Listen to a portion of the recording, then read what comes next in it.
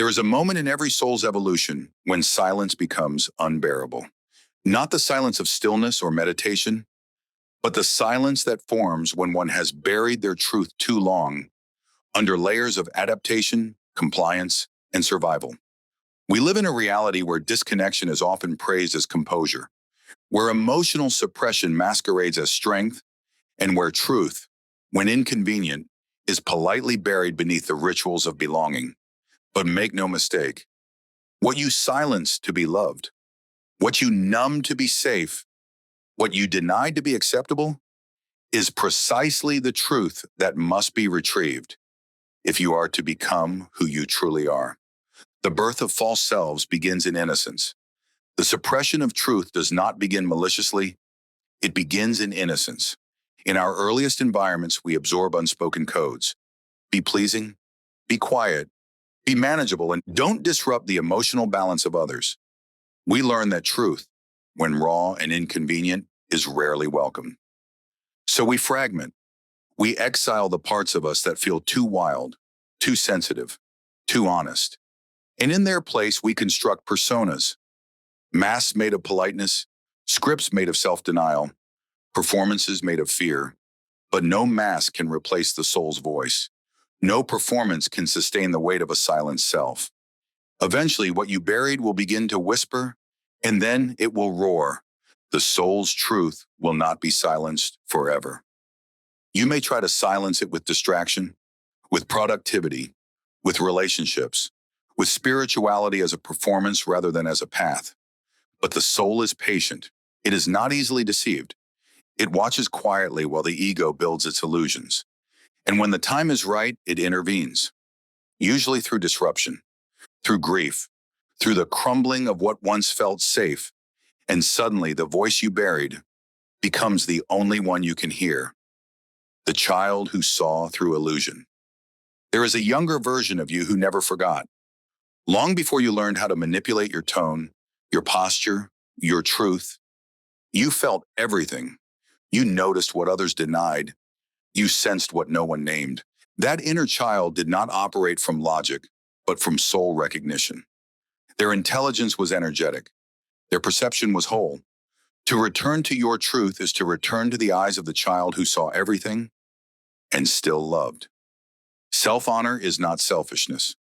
When you begin to speak again from your core, you will confront the shadows of your conditioning. You will be tempted to doubt yourself, to shrink, to explain, to justify.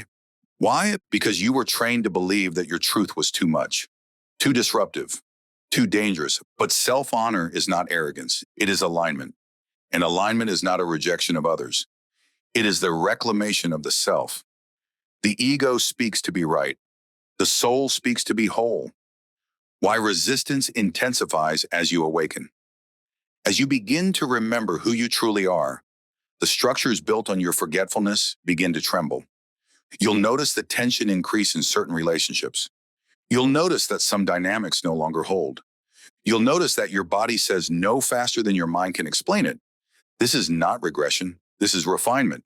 You are shifting from a reality constructed by trauma to one guided by resonance. And not everyone will come with you. Let them go with love. What cannot meet you in your truth was never your safety. It was your familiar cage. Solitude is the gateway to sovereignty. There will be a chapter in your emergence where the path narrows. Not because you are wrong, but because you are in the sacred corridor of transition.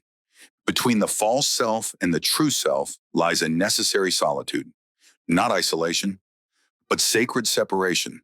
Here you detox from roles, from masks, from dynamics that depended on your amnesia.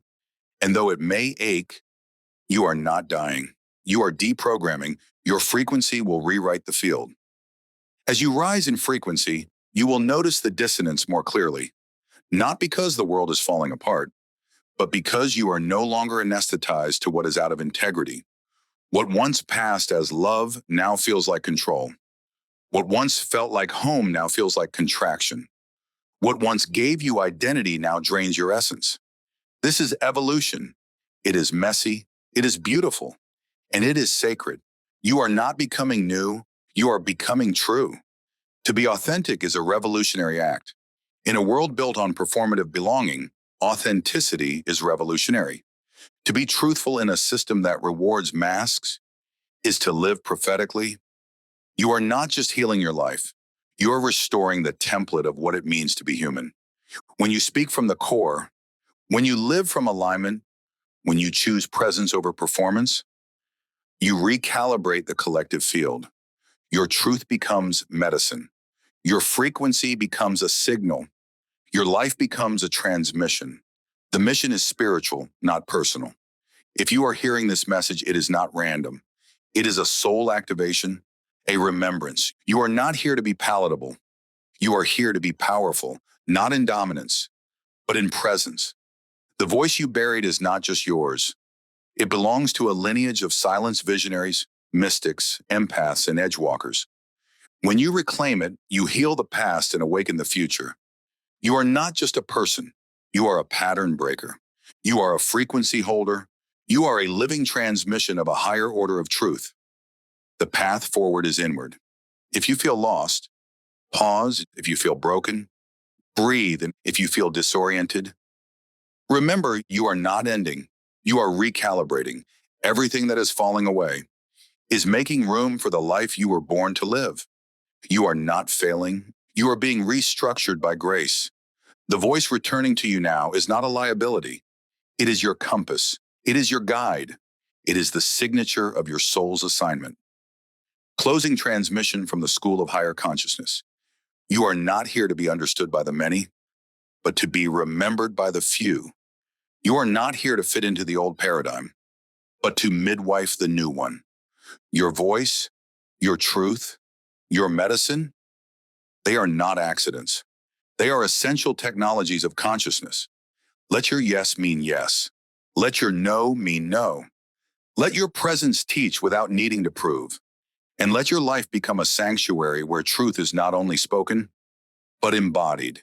If this message stirred your soul, it was meant to. You are awakening, you are remembering, and you are not alone. To go deeper into this work, visit my website, emotionalalchemycoaching.squaresite. Book a session, join the journey, let your truth rise, and never forget, you are the voice you've been waiting for.